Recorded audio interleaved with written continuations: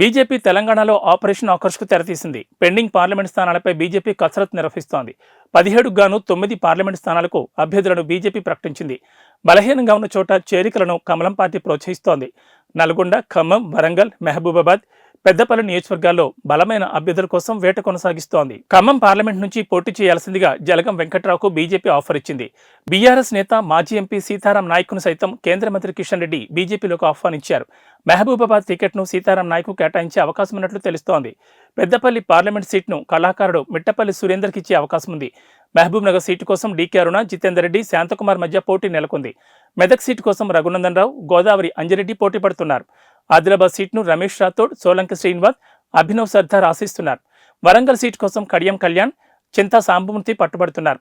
నల్గొండ స్థానానికి బలమైన అభ్యర్థి కోసం బీజేపీ వేటను ప్రారంభించింది.